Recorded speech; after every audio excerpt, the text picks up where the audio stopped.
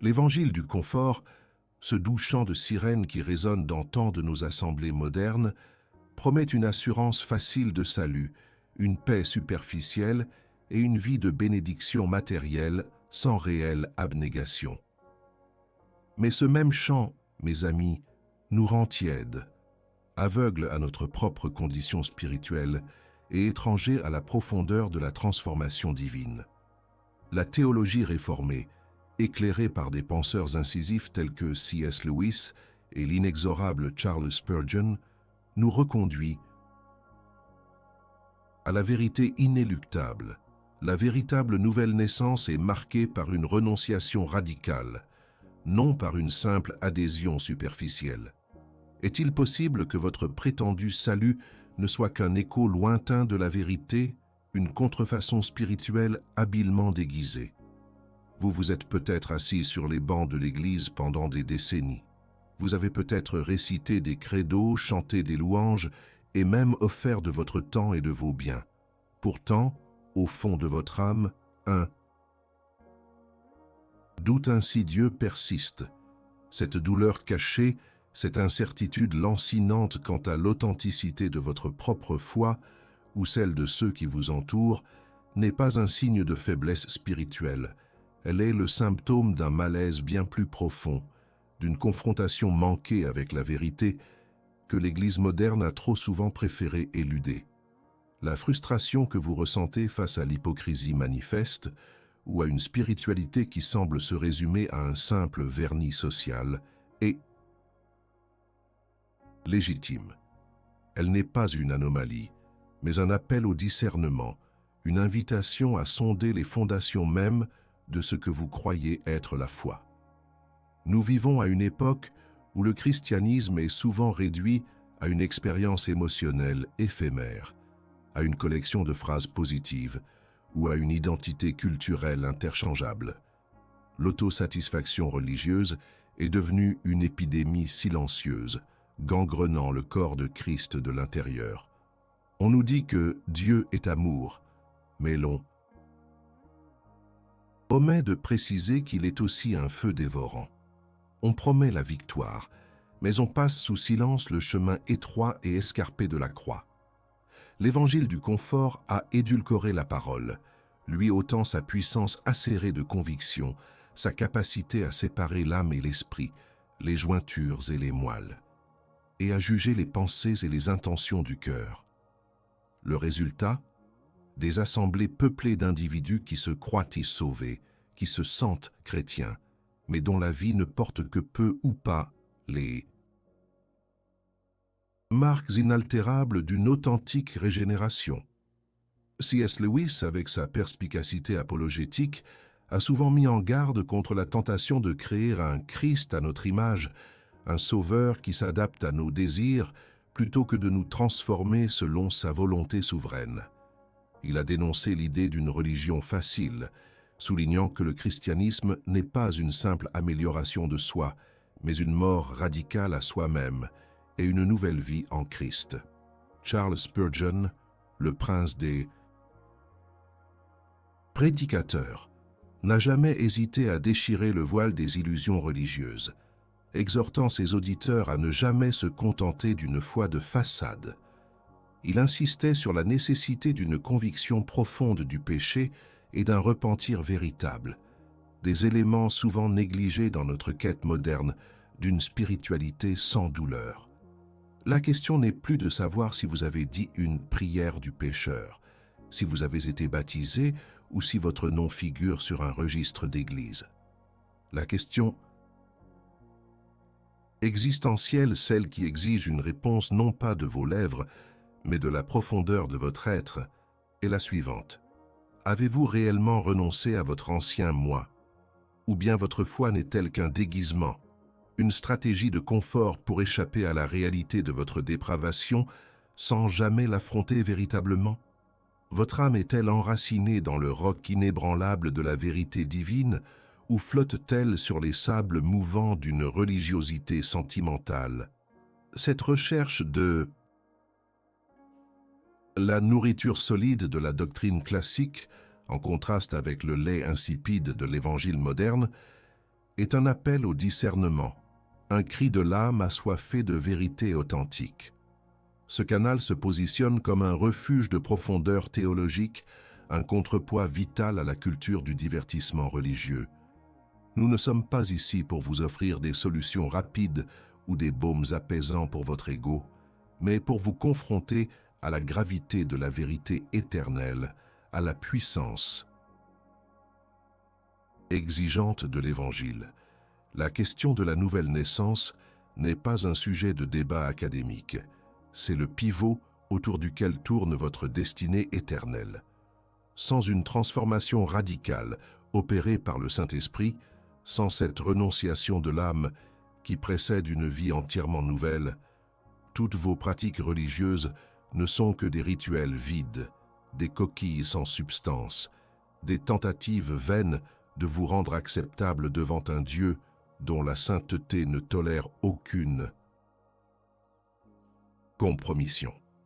Alors, laissez-moi vous poser cette question non pas comme un jugement, mais comme une sonde chirurgicale destinée à révéler la vérité de votre propre cœur. Êtes-vous prêt à affronter la réponse? La question qui viole l'âme. Au plus profond de votre être, loin des regards et des attentes du monde, votre conscience crie-t-elle « né de nouveau » ou « né de l'homme ». Écrivez votre réponse, ne serait-ce qu'un mot, dans les commentaires ci-dessous. Ne vous dérobez pas. La nature. La humaine déchue a une capacité extraordinaire à s'auto-tromper, à se vêtir de parures religieuses pour masquer une réalité spirituelle intérieure dévastée par le péché. L'ennemi commun ici n'est pas un concept abstrait, mais une combinaison insidieuse. L'autosatisfaction religieuse alimentée par un évangile du confort qui dilue la puissance transformatrice de la croix. La douleur cachée, abordie, cette incertitude rongeante quant à l'authenticité de votre foi trouve sa racine dans la perte de la saine doctrine concernant la nature de la nouvelle naissance et l'exigence de la renonciation. La théologie réformée, en s'appuyant sur la référence base des Écritures et la sagesse des pères de la foi, comme Charles Spurgeon, diagnostique cette confusion. Elle nous rappelle que la nouvelle naissance ou la régénération n'est pas une simple amélioration morale, une décision humaine prise à la légère, ou l'ajout d'une dimension spirituelle à une vie déjà confortable. Non, elle est une œuvre souveraine et surnaturelle de Dieu, une recréation radicale de l'âme, une mort à l'ancien moi et une résurrection à une vie nouvelle en Christ. Spurgeon l'a dit avec une clarté impitoyable. Être né de nouveau, c'est ne plus être ce que vous étiez. C'est un changement radical du cœur, de l'esprit et de la vie entière. Il n'y a pas de terrain neutre. Soit l'on est en Christ, radicalement transformé, soit l'on est toujours dans Adam, radicalement perdu. L'ennemi commun de l'autosatisfaction religieuse prospère là où la doctrine de la dépravation totale est ignorée ou minimisée. Si l'homme n'est pas intrinsèquement corrompu par le péché dans toutes les facultés de son être, intellect, émotion, volonté, alors il n'a pas besoin d'une nouvelle naissance radicale. Une simple réparation ou ajustement suffirait, mais la parole de Dieu et avec elle les géants de la foi proclament que l'homme est mort dans ses offenses et ses péchés. Éphésiens 2:1. Un homme mort ne peut pas se décider à vivre. Il a besoin d'une résurrection. Cette résurrection est l'œuvre exclusive du Saint-Esprit qui donne la vie à ce qui était spirituellement inerte. C'est le trésor du chrétien, la foi du Saint-Esprit lui-même, qui habite en nous et opère cette transformation, et non nos efforts vains. La renonciation, ce terme si souvent éludé dans les discours contemporains, est l'un des signes les plus manifestes de cette nouvelle naissance. Jésus n'a pas invité ses disciples à un parcours de développement personnel, mais à le suivre sur le chemin du sacrifice. Si quelqu'un veut venir après moi, qu'il renonce à lui-même, qu'il prenne sa croix et qu'il me suive. Matthieu 16, 24. Renoncer à soi-même, c'est désavouer l'autorité du moi sur sa propre vie. C'est détrôner l'idolâtrie du cœur qui place nos désirs, nos ambitions et notre confort avant la volonté souveraine de Dieu. L'évangile du confort, en revanche, promet la meilleure vie maintenant, la prospérité et le bonheur, comme des droits inhérents à la foi. Il travestit la croix en un talisman de bonne fortune plutôt qu'en un instrument de mort à soi. Il encourage à inviter Jésus dans son cœur sans exiger la soumission totale de ce cœur. C.S. Lewis, dans sa manière unique d'éclairer la vérité, a expliqué que le Christ ne cherche pas à vivre avec nous, mais en nous, et à nous transformer de l'intérieur. Cette transformation implique inévitablement de se défaire des vieilles peaux du péché, de renoncer aux idoles qui encombrent l'autel de notre âme. La vraie renonciation n'est pas une performance extérieure, mais une disposition intérieure irréversible. C'est un changement de seigneurie où Christ prend la place de maître absolu de notre vie. Elle se manifeste non pas par l'absence de lutte contre le péché, car la sanctification est un processus, mais par une haine authentique du péché et un désir ardent de conformité à la sainteté de Dieu. Le trésor impérissable du Saint-Esprit n'est pas un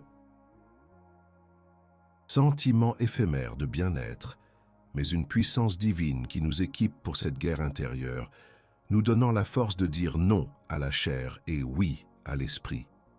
La véritable prospérité divine est cachée dans cette communion profonde avec Dieu, et non dans les bénédictions superficielles qu'il pourrait accorder, car ces dernières sont secondaires à la relation elle-même.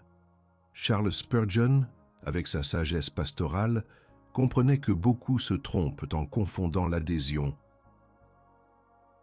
intellectuelle à des vérités chrétiennes ou la participation à des rituels avec la nouvelle naissance. Il a prévenu que l'on peut être aussi mort en observant des cérémonies que sans les observer. Le diagnostic est clair. La source de votre doute, de votre malaise, de cette douleur cachée à Bordy, est une dissonance entre l'évangile édulcoré que vous avez pu entendre et l'évangile radical que la Bible proclame. La vérité biblique est non négociable, sans renonciation au moi, sans une mort spirituelle qui précède la vie nouvelle. La déclaration née de nouveau reste une prétention creuse, un écho sans substance.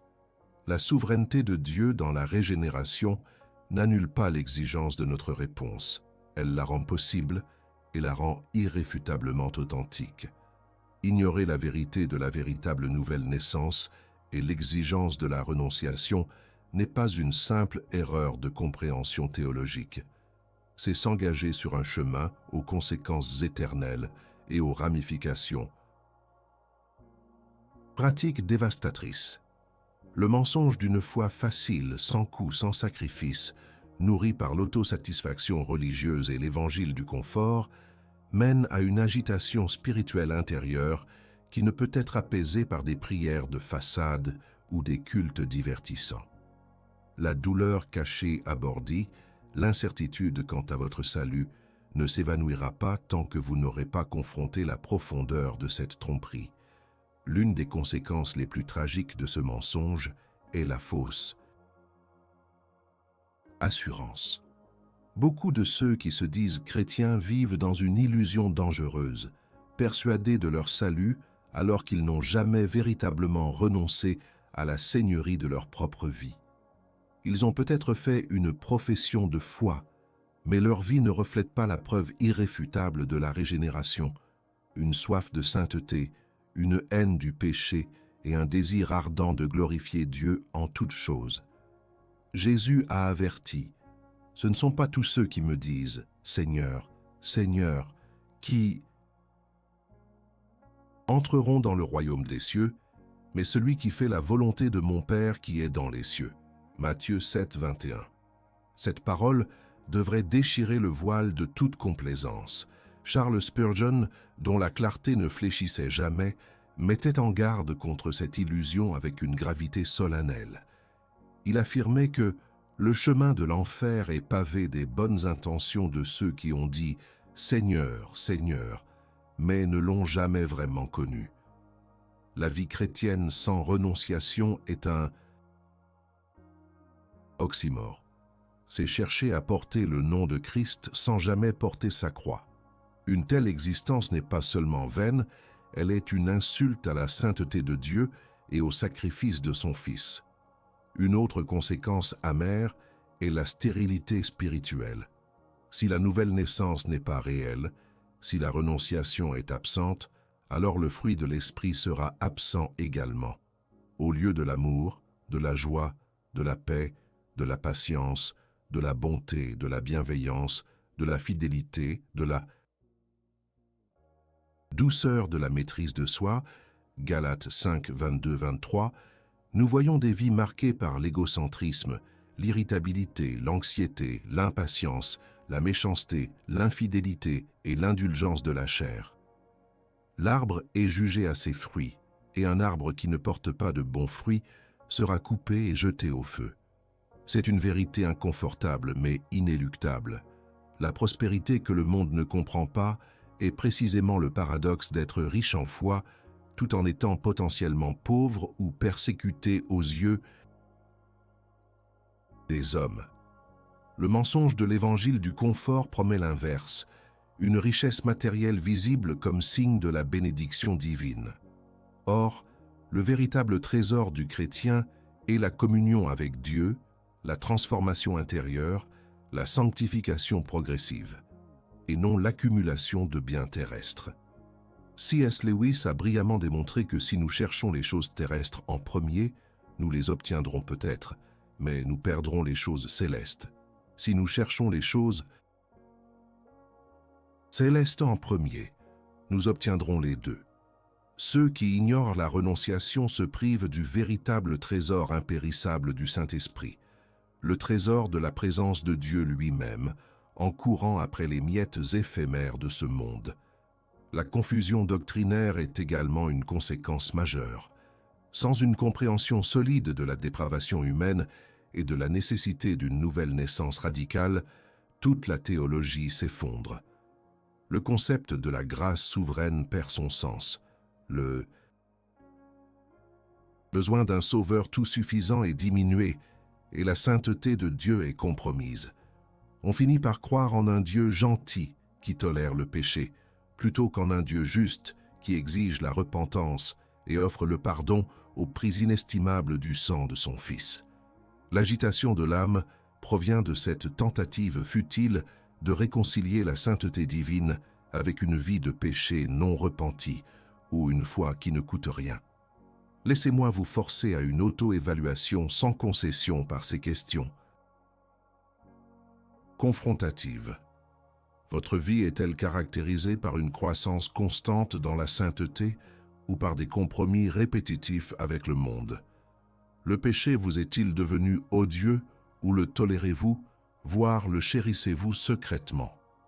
Recherchez-vous la volonté de Dieu au-dessus de tout, même si elle contredit vos désirs les plus chers, ou manipulez-vous les Écritures pour justifier vos préférences? La discipline divine, les épreuves, sont-elles pour vous une occasion de croissance et de purification ou une source d'amertume et de rébellion contre Dieu? Votre assurance du salut repose-t-elle sur vos sentiments et vos performances, ou sur l'œuvre achevée de Christ et la puissance transformatrice du Saint-Esprit, attestée par les signes de renonciation dans votre vie? Si ces questions vous causent un malaise profond, ce n'est pas un signe d'échec définitif, mais une opportunité divine. C'est la lumière de la vérité qui expose les zones d'ombre, l'esprit qui convainc de péché, de justice et de jugement. Ne vous y trompez pas, la véritable foi est coûteuse, elle exige tout.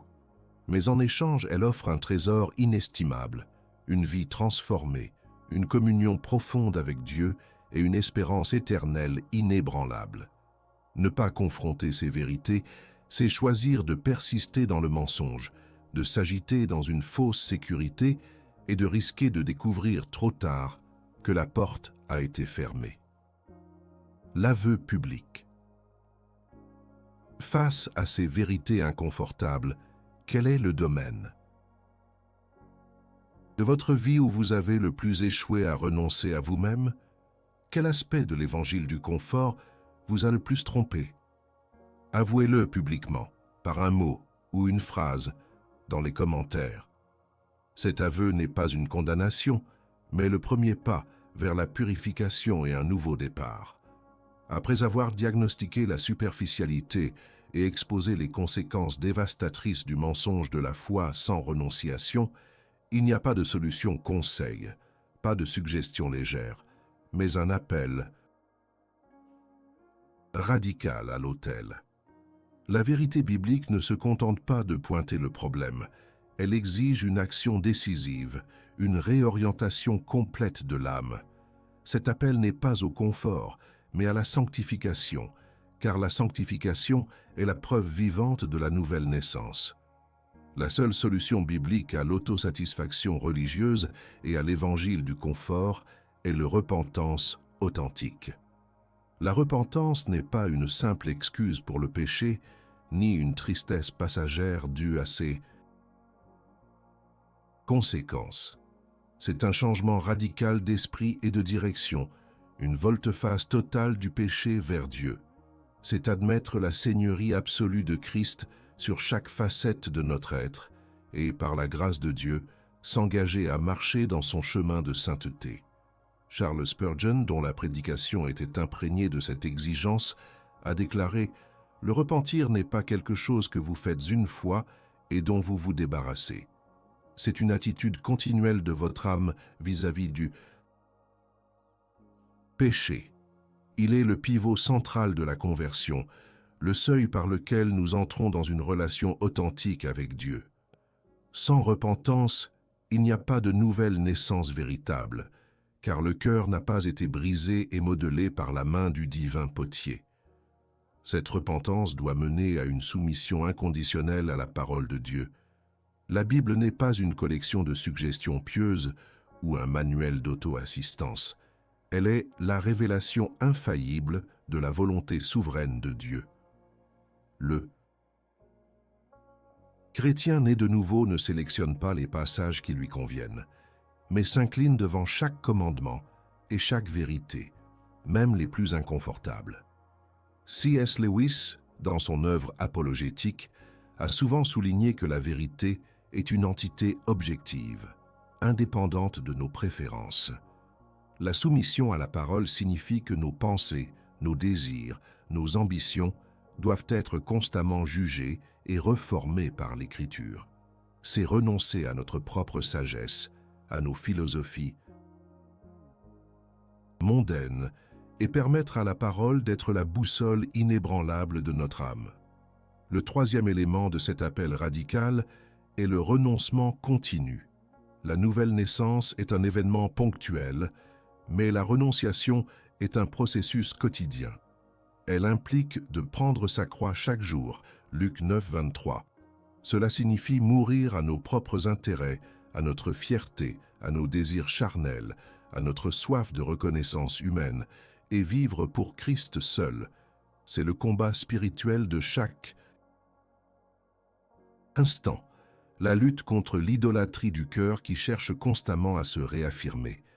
Ce n'est pas un acte de privation masochiste, mais un acte de libération, car en renonçant aux chaînes de soi, nous trouvons la vraie liberté en Christ. Spurgeon comprenait que la croix n'est pas seulement un symbole à porter sur votre cou, mais un poids à porter sur vos épaules. La révélation du vrai trésor, comme Spurgeon l'a découverte, n'est pas une facilité matérielle, mais la richesse inouïe d'une âme entièrement soumise à Dieu. Cette richesse n'est pas mesurable par les standards du monde, mais par la profondeur de la communion et la plénitude de la présence du Saint-Esprit. La solution n'est pas de chercher le confort, mais la sanctification. La sanctification est le processus par lequel Dieu nous rend de plus en plus semblables à Christ, nous purifiant du péché et nous conformant à son image. C'est une œuvre à la fois divine, le Saint-Esprit agissant en nous, et humaine, notre coopération. Par l'obéissance et la discipline spirituelle. C'est un voyage souvent ardu, marqué par des épreuves et des purifications, mais il est le seul chemin vers la véritable paix et la joie durable. L'évangile du confort nous pousse à rechercher le bonheur ici et maintenant, souvent au détriment de notre croissance spirituelle. L'évangile de la croix, au contraire, nous appelle à endurer la souffrance pour la justice, à persévérer dans la tentation, sachant que notre récompense est éternelle et notre transformation profonde. Le trésor impérissable du Saint-Esprit est cette source inépuisable de puissance et de direction qui nous permet de vivre cette vie de repentance, de soumission et de renoncement. Il est notre consolateur, notre guide, notre force.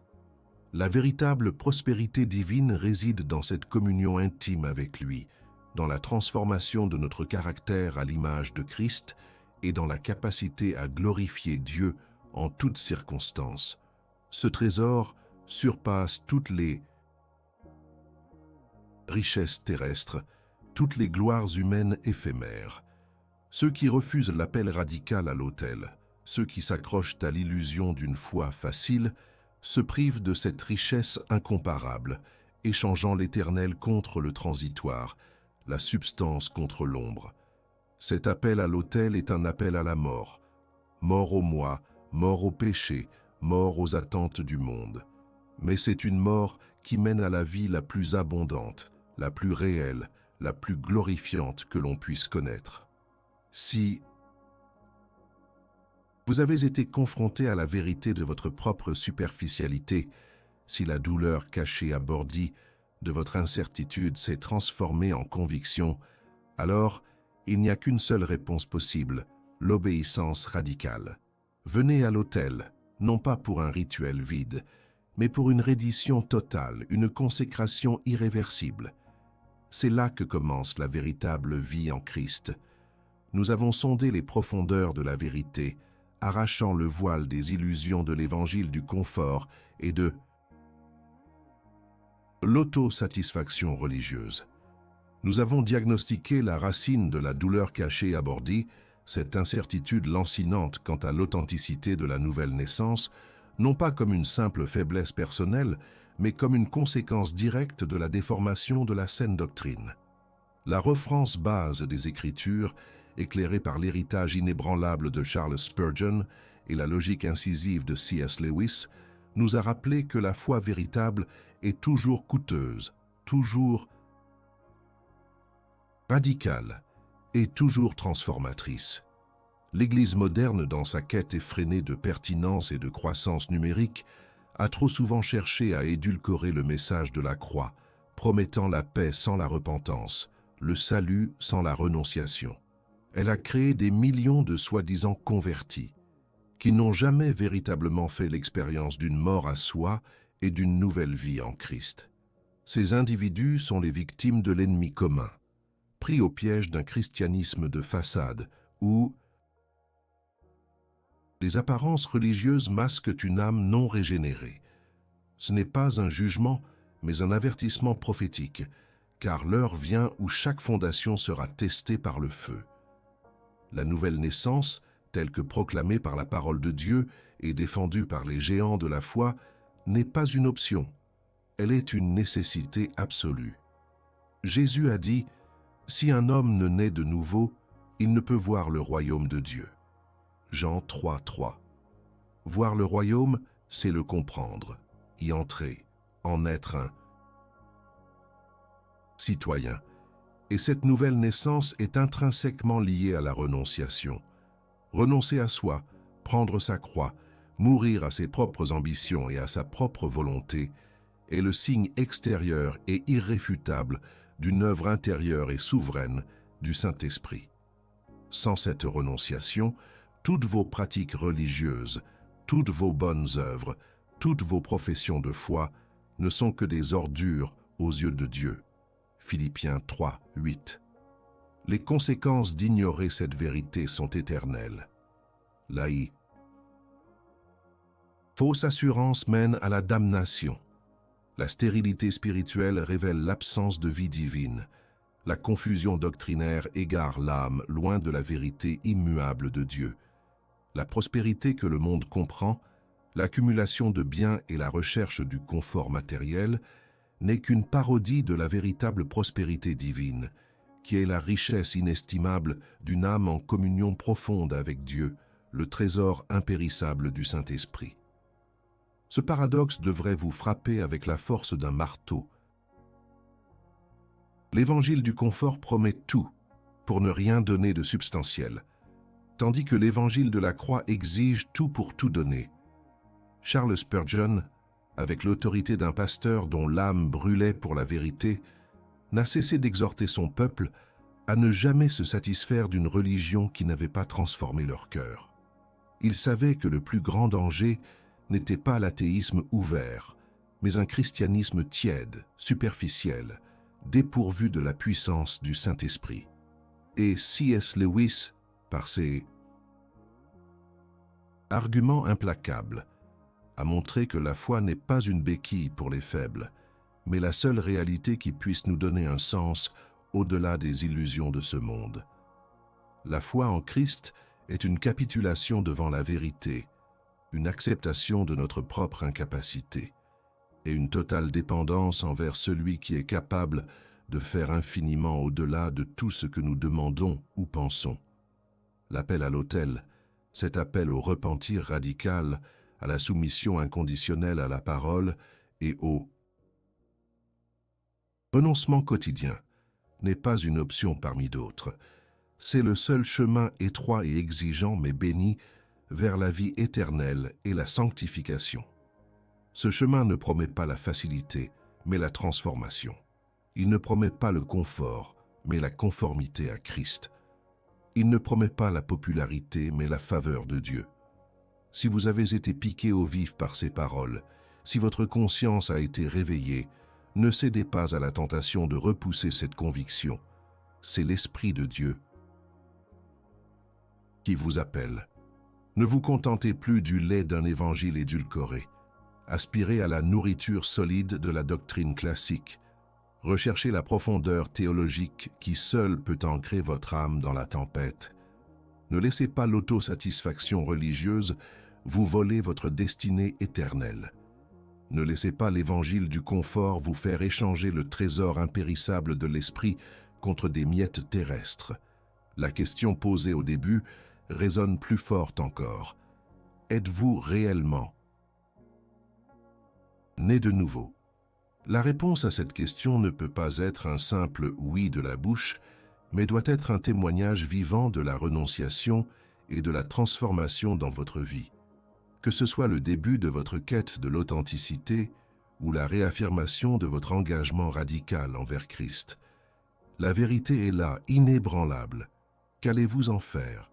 Le voyage de la foi authentique est un chemin parsemé non pas de facilité, mais de croisements exigeants, de renoncements douloureux et d'une dépendance absolue à la souveraineté de Dieu. Ce que nous avons exploré aujourd'hui n'est pas une simple théorie théologique, mais l'essence même de ce que signifie être un disciple de Christ. La voix de cette sentinelle, la voix des prophètes et des réformateurs, est une voix qui ne cherche pas à apaiser, mais à réveiller. Elle ne cherche pas à divertir, mais à édifier sur des fondations inébranlables. Nous avons vu que la douleur cachée abordie de votre incertitude spirituelle n'est pas un défaut personnel, mais un signal d'alarme divin, une invitation pressante à quitter les sables mouvants de la superficialité pour le roc de la vérité biblique. L'ennemi commun, l'autosatisfaction religieuse nourrie par l'évangile du confort, est un adversaire subtil mais mortel pour l'âme. Il promet une paix illusoire sans jamais exiger le prix de la véritable réconciliation avec un Dieu saint. La théologie réformée et classique, incarnée par les paroles brûlantes de Charles Spurgeon, est La clarté intellectuelle de C.S. Lewis nous a fourni la référence base pour démanteler cette tromperie. Elle a réaffirmé que la nouvelle naissance est une œuvre radicale et surnaturelle, une métamorphose qui ne laisse aucune part de l'ancien homme intact, et que la renonciation à soi est la preuve irréfutable, la marque indélébile de cette œuvre divine. Il n'y a pas de nouvelle naissance sans cette mort à soi, sans cette prise de croix quotidienne. Ne vous y trompez pas. Le christianisme n'est pas une religion qui cherche à vous rendre meilleur au regard du monde. C'est une relation qui vous rend saint au regard de Dieu. Ce processus de sanctification est le reflet continu de l'œuvre de régénération. Ce n'est pas une tâche que nous accomplissons par nos propres forces, mais une réalité qui s'épanouit par le trésor du chrétien, la foi du Saint-Esprit qui habite en nous. C'est lui qui nous donne la puissance de renoncer au péché, de nous soumettre à la parole et de vivre une vie qui glorifie Dieu. Ce message est un appel à la gravité, à la solennité de votre engagement éternel. Il n'y a pas de place pour la tiédeur. Il n'y a pas de place pour le compromis. Il n'y a pas de place pour une foi à moitié cœur. La souveraineté de Dieu exige une soumission totale, une adoration sans partage. Votre âme est-elle prête à se tenir devant ce Dieu, sans masque, sans prétexte, sans la couverture illusoire d'une religion vide? Que cette confrontation ne vous pousse pas au désespoir, mais à une dépendance plus profonde, plus radicale, plus joyeuse envers le Christ. Que votre quête de la vérité ne soit pas une fin en soi, mais un moyen de connaître plus pleinement le Dieu qui vous a créé, qui vous a racheté, et qui vous appelle à une vie de renonciation et de sainteté. C'est le seul chemin vers le véritable trésor chrétien, la seule prospérité divine qui durera l'éternité. La voix du réveil a retenti. La question demeure, écouterez-vous et obéirez-vous? Arrêtez-vous un instant. Si cette vidéo vous a touché, agissez maintenant. Montrez votre gratitude, laissez un super thanks ou devenez membre de la chaîne. Votre soutien est un témoignage de votre soif de vérité profonde et contribue directement à la diffusion de la saine doctrine. Et si vous voulez aller plus loin et contribuer de façon concrète à la chaîne, procurez-vous notre e-book « Quand le ciel répond », chemin de guérison, de pardon et de renaissance. Ce n'est pas qu'une lecture, c'est un geste de foi et de soutien qui renforce notre mission de sentinelle de la vérité. Chaque achat est un pas vers l'édification de ce refuge de profondeur théologique. Et ne partez pas en silence. Écrivez dans les commentaires quel enseignement de cette vidéo vous a le plus impacté, quelle vérité vous a le plus confronté, ou quelle fausse croyance sur la renonciation a été brisée en vous. L'important, c'est de participer, s'abstenir, c'est manquer la chance de faire partie de ce voyage de réveil spirituel et de s'ancrer plus profondément dans la doctrine. Votre voix compte dans cette arène de la vérité.